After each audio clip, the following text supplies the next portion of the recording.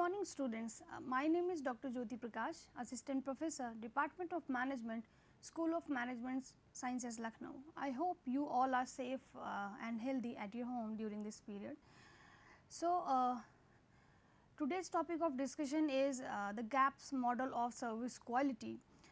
In the earlier classes of service marketing, I have explained in minutely in a short form. Basically, I have explained gap model of service quality, means there are 4 gaps. At that point the service firm is somehow unable to fulfill the expectation of the customers and deliver the service as per the expectation of the customer. So, somehow instead of adopting good practices, sometimes it may happen that there may be some gaps arises at the steps or at each and the every practices of the firm. So, we will just understand what are the types of gaps and what can be the strategy which can be adopted by the firm in order to fulfill these gaps in fact. So, firstly, we will just have an introduction about the gap model. The gap model was basically was first proposed by Parshuraman, Zithmal and Berry in 1985. And the gap model of service quality helps the company to understand the customer satisfaction, and in service industry the gap model is basically the widely used to understand the various deviation, as I told earlier, that the various gaps and the various failures that may occur in the process of service delivery to the target customer or to the potential customers. So, gap model creates a roadmap for the overall service delivery process and identifies the gap between the processes, so that the complete model works efficiently and effectively. Because by going through the available gaps, you just understand or you just able to find out the gaps or the failures in the overall delivery process. So, somehow by working on that you can be you can become an efficient and effective service provider. And gap model also helps the service provider to map the inefficiency that is occurring in the overall service delivery process. In totality, in the above points, basically the above point concluded that gap model is all about helping the firm in identifying the inefficiency or in identifying the failures where they are unable to fulfill or unable to deliver the services as per the expectation of the customer. And somehow it also shows or just highlighted the gaps or the problems in the overall service delivery. So, you just understand the gaps or the failures on which you have to work on in order to satisfy your customer base. So, gap model of service quality is having like the first one is customer gap. Obviously, the difference between the customer expectation and the perception. In very earlier classes of marketing of services and in my earlier videos, you just see that I have explained what is the meaning of expectation and what are the factors which somehow help in holding the perception of the customer. So, customer gap is all about the difference between customer expectation and perception, and these are the 4 gaps which arises from time to time between the company and the customer. Like the first one is, and these 4 gaps are arises as per the provider point of view or at the end of the provider, at the end of the service firm. The customers are not able to or the customers are not contributing anything in this particular gap. So, these 4 gaps are at the point of the service provider or the marketers or the service firm. So, the first gap is known as knowledge gap.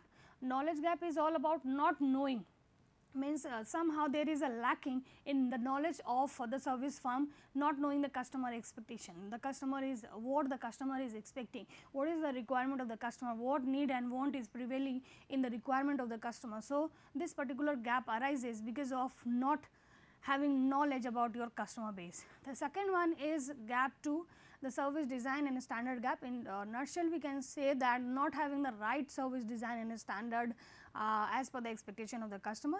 Provider gap 3 is all about service performance gap. We all have gone through in the earlier classes of the gaps, like the service performance gap, that is somehow related to role of your employees, customers and the intermediaries, which are helping you out in making available the service to the customers. So, not delivering services as per the standard. And gap 4 is all about communication gap, not matching up the promises with the performance of the firm. Means whatever the promises you have made to your customers, you are not performing as per matching the promises or making the promises that you have made to your customer. So, the first is all about customer gap, means there is a difference between the customer expectation and the customer perception. Means somehow when a customer comes to a service firm, at that time the customer is also carrying, or customer is having certain type of expectations with him or her. So, that that expectation must be fulfilled or must be matched up with the process or with the service of that firm. So, that is all about expected service, and when he or she is not getting or he or she is not experiencing that level of service which is matching up the expectation of the customer. So, that is all about perceived service, means here it is all about a state in which customer is holding a perception or holding an experience after going through or after experiencing that level of service. Means after using or after experiencing the services, he or she has not met or he or she has not received the services in an expected manner. So, somehow the gap basically arises, means customer gap is all about a difference between the expected service or the perceived service. The next one is, so we will understand, okay, what are the basically gaps or what are the factors. So, in this slide we are able to see that the customer expectation and customer perception and the differences between these two parameters, means the expectation is not matching up with the performance of the service firm. So, obviously the provider or the service firm is responsible for that, means the service firm is not delivering the service as per the perception of the customer. That is why the customer is holding a negative perception, or the customer is holding a perception as per the received or as per the experience of experience that they have gone through. So, what are those gaps or what are those factors, like the provider gap, gap 2 not selecting the right service design standard, gap 3 not delivering the services as per the standard, and provider gap 4 not matching performance to promises. So, these are the factors which somehow makes a creates a difference between these two parameters, like the customer expectation and the customer perception. So, let us have an understanding about each and every gap one by one. So, the first one is key factors leading to provider gap 1. So, these are basically the two parameters, like the customer expectation and the second one is customer perception.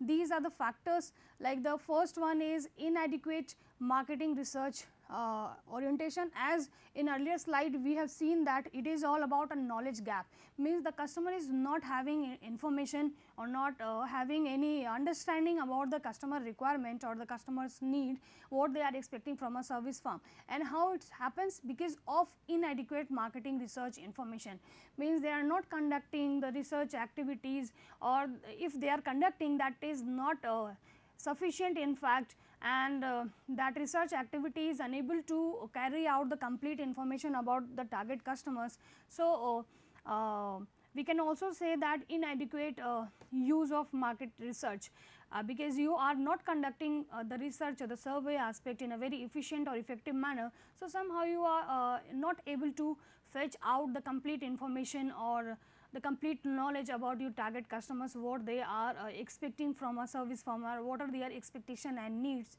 which must be fulfilled by the service.